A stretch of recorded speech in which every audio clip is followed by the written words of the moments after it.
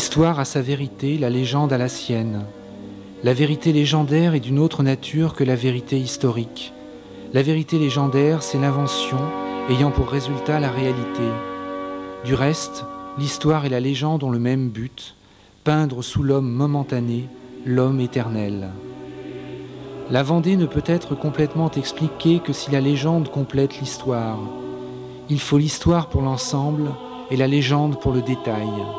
Disons que la Vendée en vaut la peine, la Vendée est un prodige. Cette guerre des ignorants, si stupide et si splendide, abominable et magnifique, a désolé et enorgueilli la France.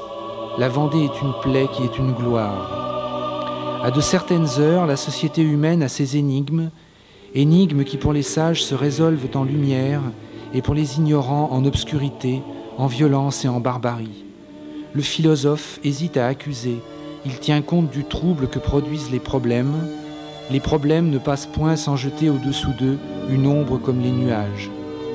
Si l'on veut comprendre la Vendée, qu'on se figure cet antagonisme. D'un côté la Révolution française, de l'autre le paysan breton.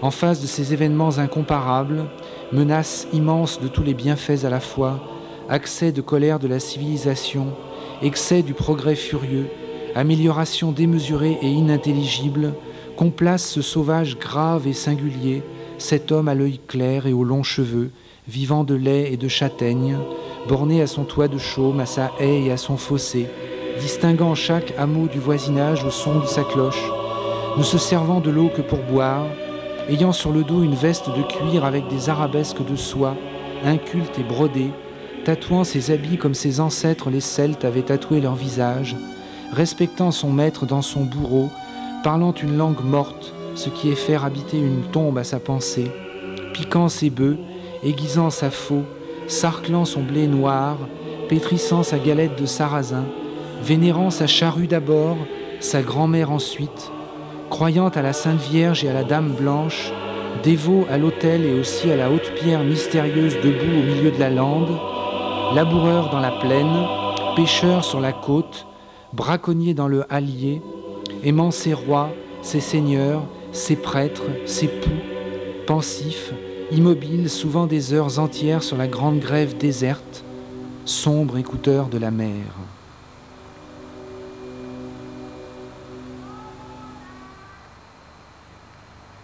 Et qu'on se demande si cet aveugle pouvait accepter cette clarté.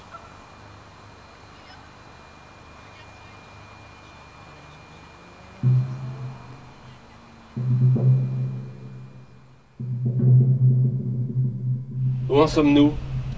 Vous le savez aussi bien que moi. J'ai dispersé les bandes de Lantenac. Il n'a plus avec lui que quelques hommes. Le voilà acculé à la tourbe dans la forêt de Fougères. Dans 8 jours, il sera cerné. Et dans 15 jours? Il sera pris. Et puis? Vous avez vu mon affiche? Oui, eh bien. Il sera fusillé. Encore de la clémence. Il faut qu'il soit guillotiné. Moi, je suis pour la mort militaire. Et moi, pour la mort révolutionnaire. Pourquoi as-tu fait libérer ces religieuses du couvent de Saint-Marc-le-Blanc? Je ne fais pas la guerre aux femmes. Ces femmes-là haïssent le peuple. Et pour la haine, une femme vaut 10 hommes. Pourquoi as-tu refusé d'envoyer au tribunal révolutionnaire tout ce troupeau de vieux prêtres fanatiques pris à Louvigné? Je ne fais pas la guerre aux vieillards. Un vieux prêtre est pire qu'un jeune.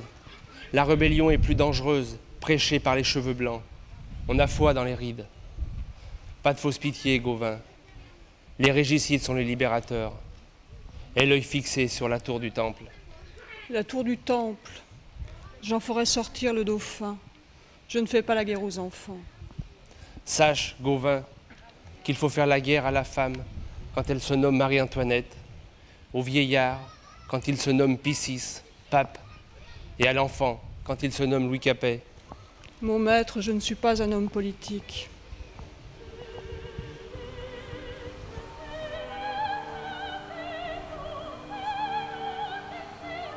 Telmaque examina l'autre femme.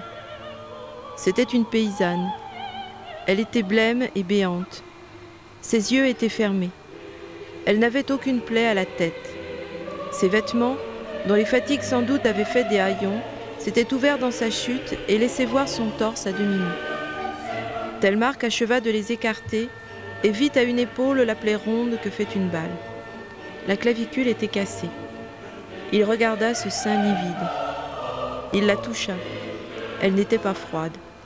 Elle n'avait pas d'autre blessure que la clavicule cassée et la plaie à l'épaule. Il posa la main sur le cœur et sentit un faible battement. Elle n'était pas morte.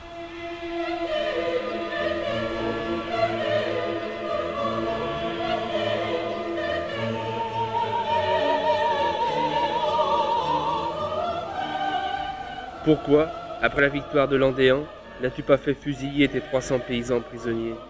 Parce que, Bonchamp ayant fait grâce aux prisonniers républicains, j'ai voulu qu'il fût dit que la République faisait grâce aux prisonniers royalistes. Mais alors, si tu prends Lantenac, tu lui feras grâce? Non, Pourquoi?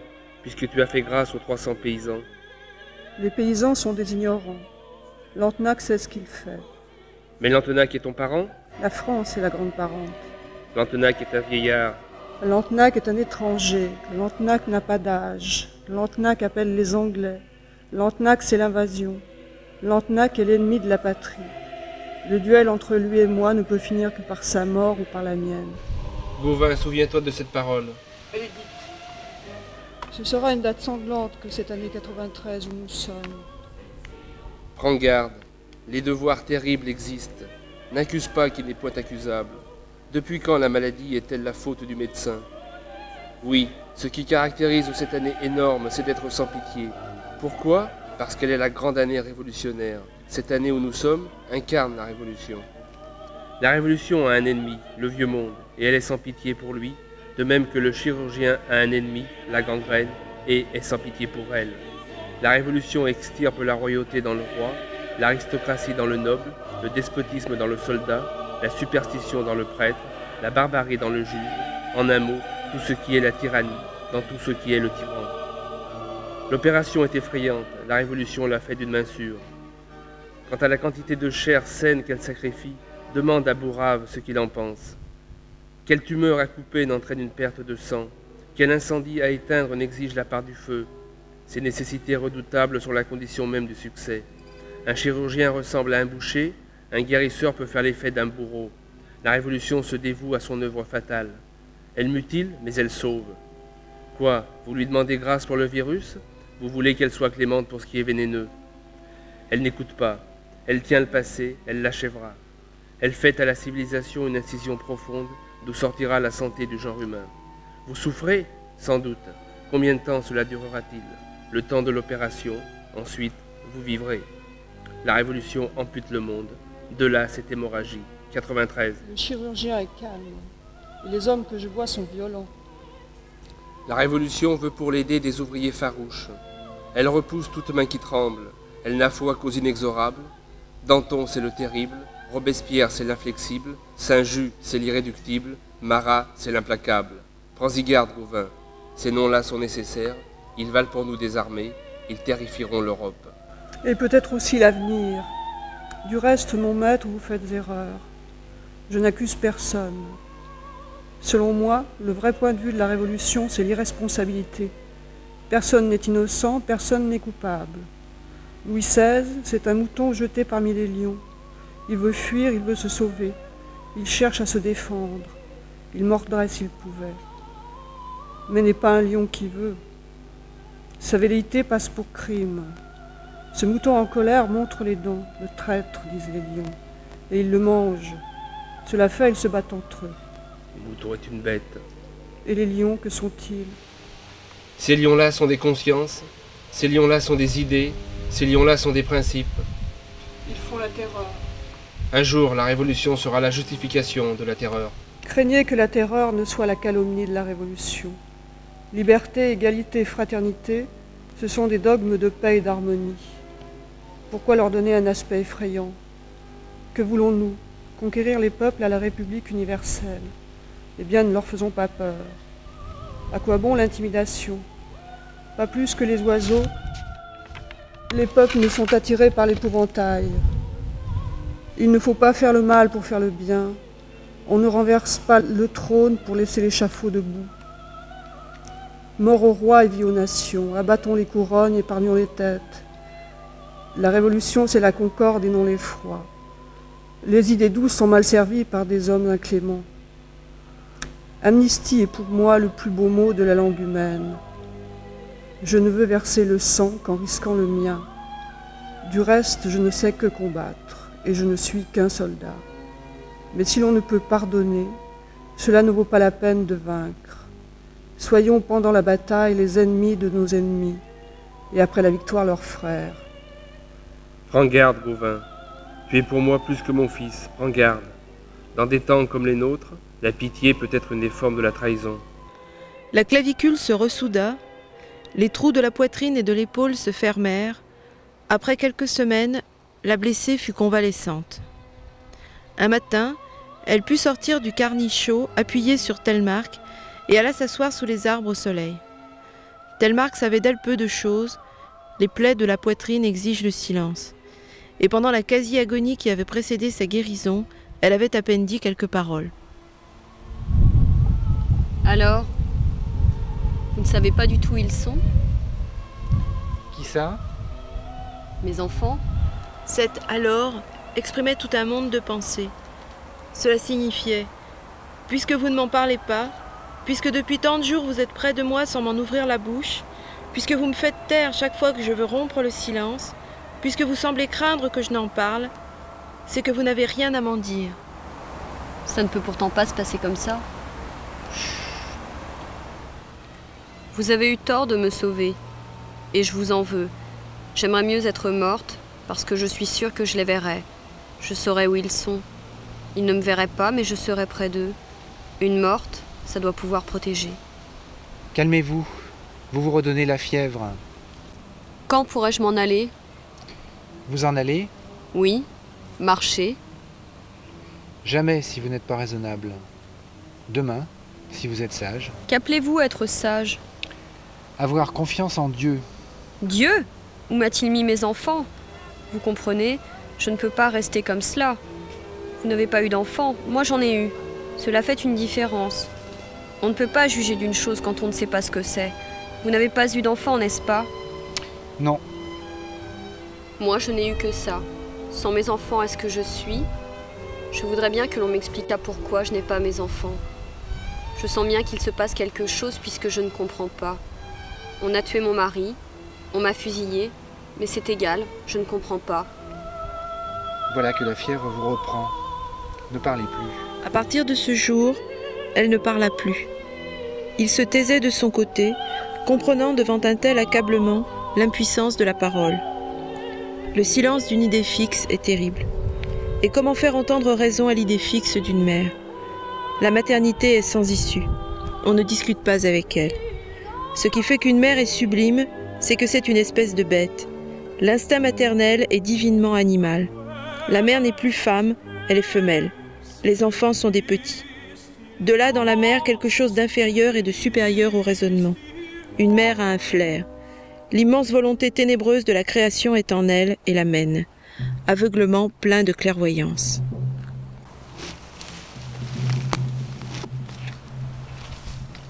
Où allez-vous? Je vais les chercher.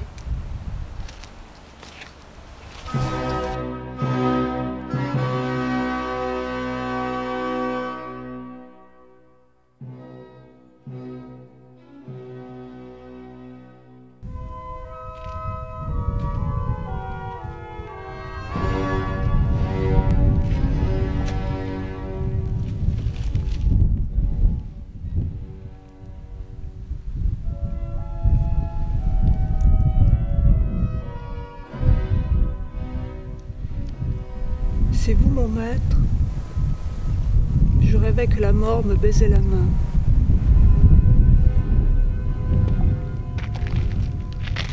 Et la femme qu'en faites-vous? Ce qu'elle est, la servante de l'homme.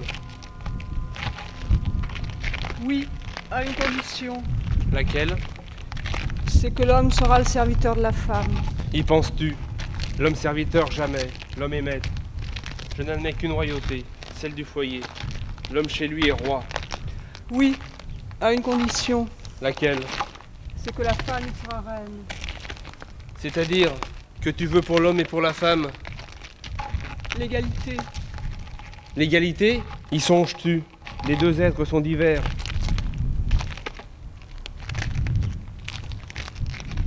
J'ai dit l'égalité, je n'ai pas dit l'identité.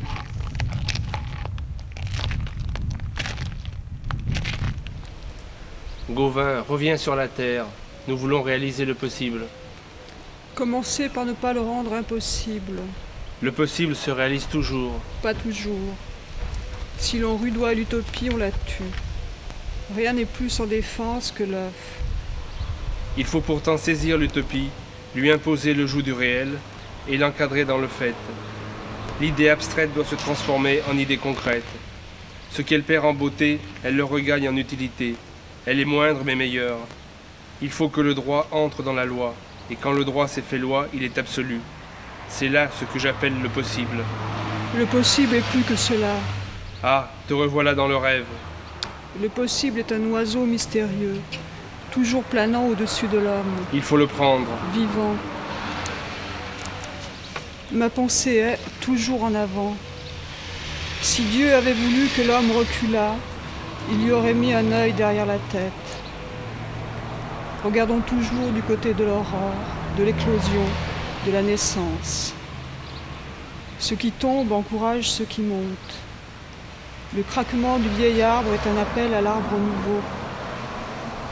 Chaque siècle fera son œuvre. Aujourd'hui civique, demain humaine.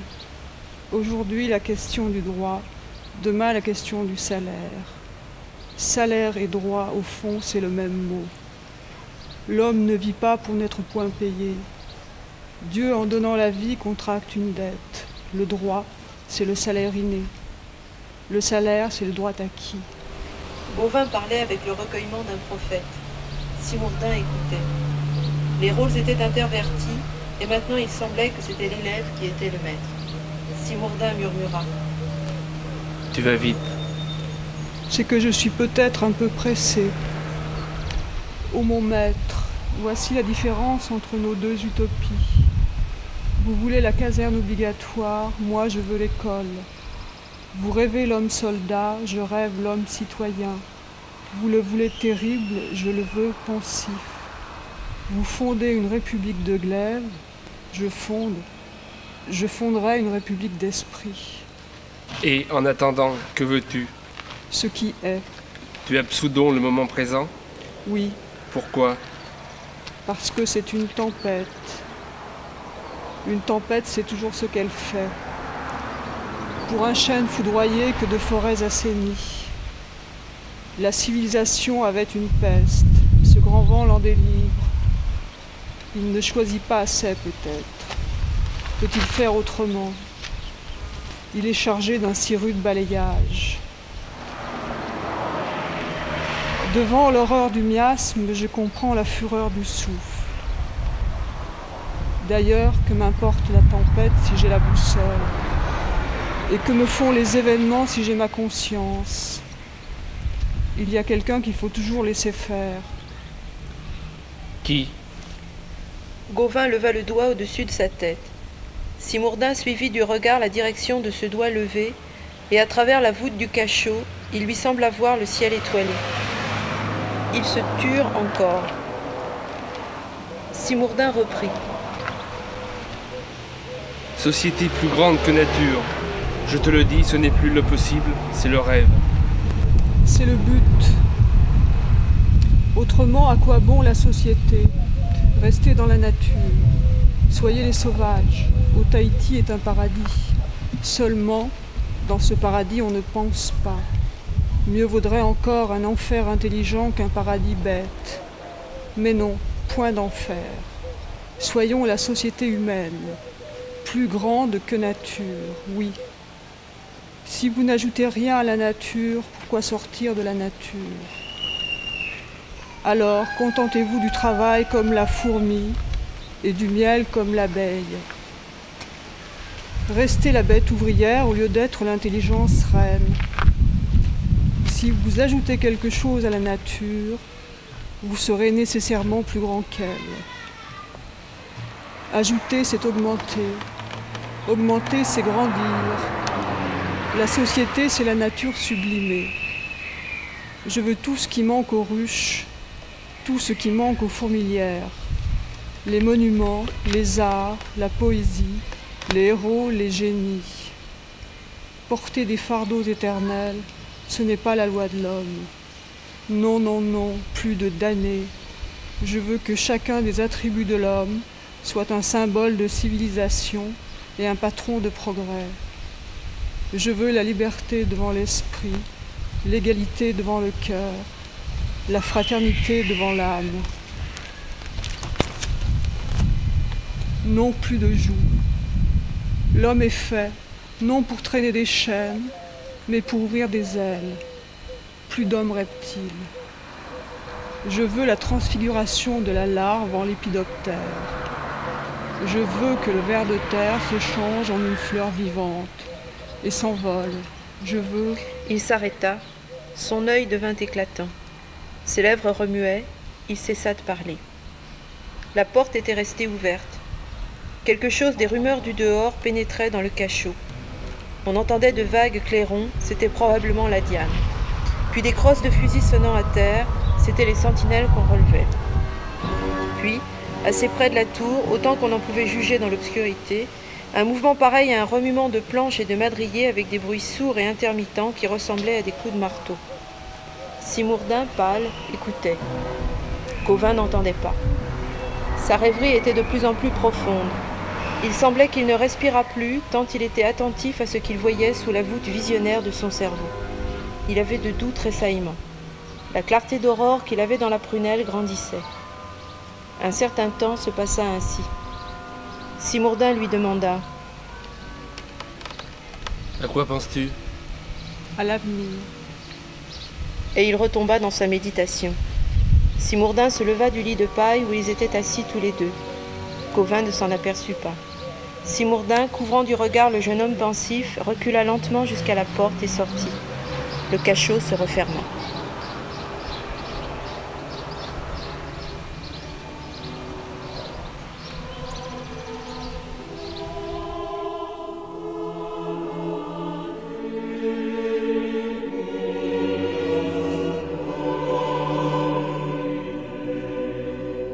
Cependant, la mère cherchait ses petits. Elle allait devant elle. Comment vivait-elle ? Impossible de le dire. Elle ne le savait pas elle-même. Elle marcha des jours et des nuits. Elle mendia, elle mangea de l'herbe, elle coucha à terre, elle dormit en plein air, dans les broussailles, sous les étoiles, quelquefois sous la pluie et la bise. Elle allait à travers la guerre, à travers les coups de fusil, sans rien entendre, sans rien voir, sans rien éviter, cherchant ses enfants.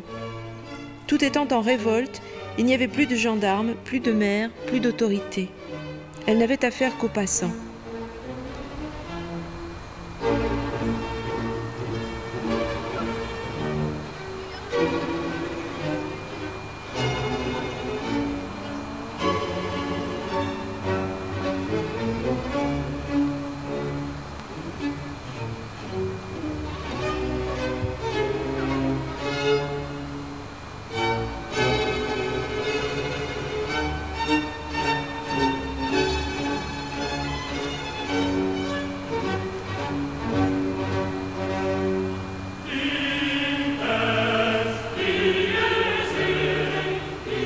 Sur les remparts de la Tourgue, assiégés par les Bleus, Limanus, alias Gouge le Bruant, l'âme damnée de Lantenac, s'adressa aux soldats républicains en ces termes. Hommes qui êtes au bas de cette tour, écoutez, nous avons en nos mains 3 prisonniers qui sont 3 enfants. Nous vous offrons de vous rendre ces 3 enfants, à une condition, c'est que nous aurons la sortie libre.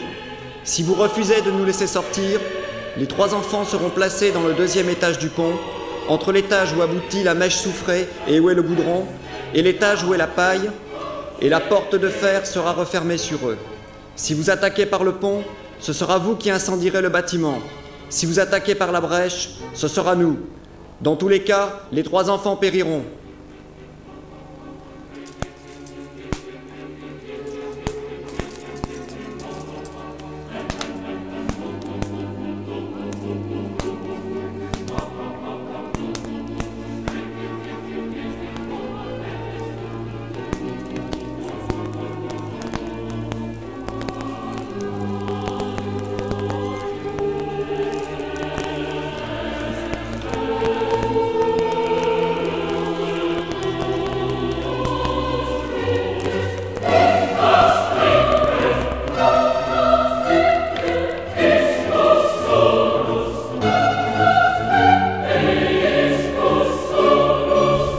Lo